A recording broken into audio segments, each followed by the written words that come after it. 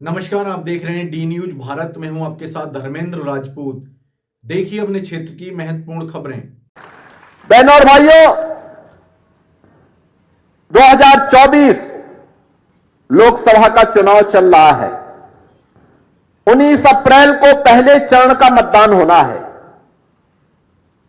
मैं उत्तर प्रदेश से आया हूं। 80 लोकसभा सीट हैं उत्तर प्रदेश में। 7 चरणों में चुनाव होने, लेकिन हम आश्वस्त हैं उत्तर प्रदेश में। और कल मैं राजस्थान में था, राजस्थान में भी यही आश्वस्ति का भाव है। उत्तर हो, दक्षिण हो, पूरब हो, पश्चिम हो, पूरे देश के अंदर एक ही भाव है। सबके मन में एक ही भाव है, एक ही आश्वस्ति है। और संभवतः आजादी के बाद पहला जनरल इलेक्शन है जिसके परिणाम के बारे में भी जनता जनार्दन पहले से अवगत है। और वह परिणाम के बारे में अवगत है कि आएंगे तो मोदी ही, आएंगे तो मोदी जी ही। जनता इस बात के लिए आश्वस्त है। मैंने इसलिए भी कहा कि मैं उत्तर प्रदेश से आया हूं। एक छोटी सी घटना मैं आपको बताता हूं। उत्तर प्रदेश में होली का पर्व बड़े धूमधाम से मनाया जाता है, बहुत धूमधाम से मनाया जाता है। और हम लोगों ने वृंदावन, मथुरा को होली के लिए रंगोत्सव के रूप में चिन्हित किया। हमारा रंगोत्सव का आयोजन वहां होता है, लेकिन आयोजन तो हर जगह होता है। होली के पर्व पर इससे पहले गाना गाया जाता था वहां पे। और खासतौर पर हमारे ईस्टर्न यूपी में कि होली खेले रघुवीरा, अवध में होली खेले रघुवीरा, यानी इसका आशय था कि अयोध्या में प्रभु रामलला होली खेल रहे हैं और लोग झूमते थे, पूरा गाने के साथ झूमते थे, गांव के गांव। लेकिन बहनों और भाइयों, 500 वर्षों से अयोध्या में रामलला को किसी ने होली खेलते हुए नहीं देखा। पहली बार अयोध्या में रामलला ने होली के आयोजन के साथ जुड़ करके पूरे भारतवासियों को नए भारत का दर्शन कराया है। और इसीलिए तो मैं आश्वस्त हूं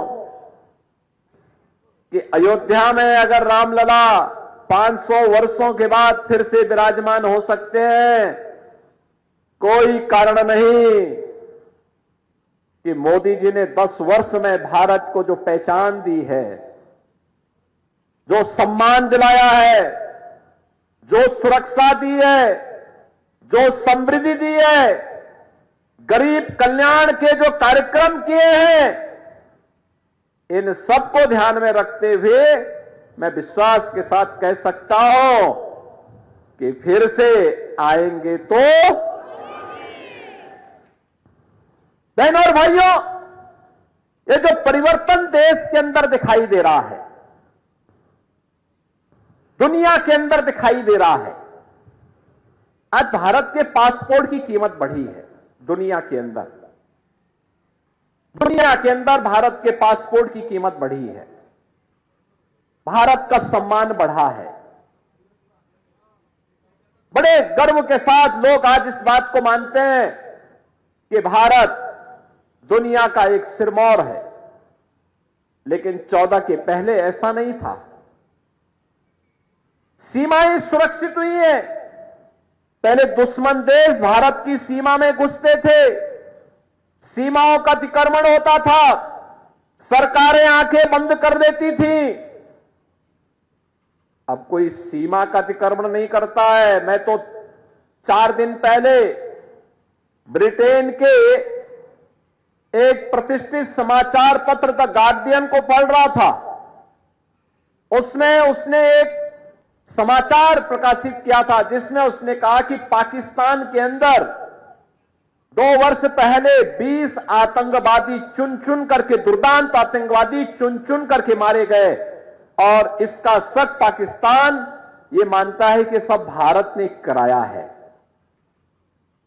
यानी इसका मतलब जिस पाकिस्तान में मुंबई विस्फोट के अपराधी वे आतंकवादी छुपे हुए हो, उस पाकिस्तान में भी अब आतंकवादी सुरक्षित नहीं है। अब दुनिया भी इस बात को स्वीकार करने लग गई है।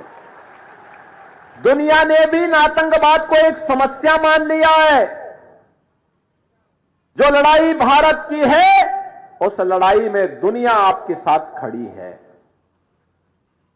ये चीजें आज दिखती है कि किस ओर भारत ने जैसे जो किया, दुश्मन भी अब भारत की सीमाओं का अतिक्रमण भी नहीं कर सकता, और देश के अंदर आतंकवादी गिरोह कोई आतंकी वारदात करने का दुस्साहस भी नहीं कर सकता। आप देख रहे होंगे ना कि कहीं कोई घटना, अगर स्थानीय स्तर पर कोई पटाखा विस्फोट हो जाए तो पाकिस्तान पहले सफाई देता कि नहीं नहीं हमारा हाथ नहीं है, बोलता है ना। और नहीं तो पहले पाकिस्तान सीना तान के बोलता था। आज उसको मालूम है अगर वो करेगा तो मोदी जी का नेतृत्व में जो सरकार है ना, ये पाकिस्तान के अंदर घुस करके ही उनका काम तमाम कर देगी।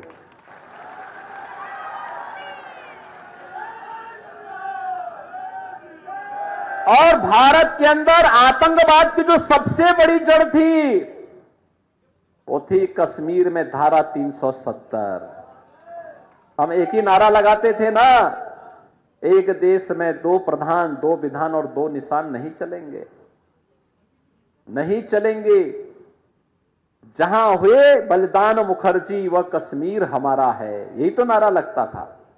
और बहनों और भाइयों, जो काम 1952 से लेकर के 2014 तक नहीं हो पाया, वह काम मोदी जी ने एक झटके में 370 समाप्त करके आतंकवाद की ताबूत में अंतिम कील ठोकने का काम भी किया। क्या यह काम कोई और कर पाता? क्या धारा 370 कोई समाप्त कर पाता? 3 तलाक की कुप्रथा को कोई रोक पाता? और बाबा साहब भीमराव अंबेडकर जी के पंचतीर्थ का निर्माण कोई और कर पाता क्या? ये सब काम तो मोदी जी ने किए हैं ना। और इंफ्रास्ट्रक्चर का अभी मैं सुन रहा था यहां के आमदार से कि रामदास जी ने यहां पे लॉजिस्टिक का एक बेहतरीन हब बनाया है। मैं भी आके देख रहा था। बहनों और भाइयों, ये काम भी मोदी जी के नेतृत्व में गडकरी जी ने और रामदास जी ने मिलकर के कितना बेहतरीन वो बनाया है। हजारों लोगों को नौकरी मिलेगी, ट्रांसपोर्ट को एक नया कार्य मिलेगा, यहां को एक पहचान मिलेगी, सिटी को एक पहचान मिलेगी, इंफ्रास्ट्रक्चर और बेहतर होगा। आज highway, railway, metro, IIT, IIM, AIIMS, IIIT, world class universities, 1 district 1 medical college, हर घर नल की योजना ये भी बन रही है। और गरीब कल्याण की तो कोई सानी ही नहीं। भारत के अंदर 80 करोड़ लोग फ्री में राशन की सुविधा का लाभ पिछले 4 वर्ष से प्राप्त कर रहे हैं और अगले 5 वर्ष तक प्राप्त करेंगे। दुनिया के अंदर कहीं नहीं है। 60 करोड़ लोगों को 5 लाख रुपए की आयुष्मान भारत की स्वास्थ्य बीमा का कवर मिल रहा है। दुनिया के अंदर कहीं नहीं है। 12 करोड़ अन्नदाता किसानों को प्रधानमंत्री किसान सम्मान निधि का लाभ मिल रहा है। दुनिया के अंदर कहीं नहीं है, अकेले भारत के अंदर है। 12 करोड़ गरीबों के घर में शौचालय बन गए हैं।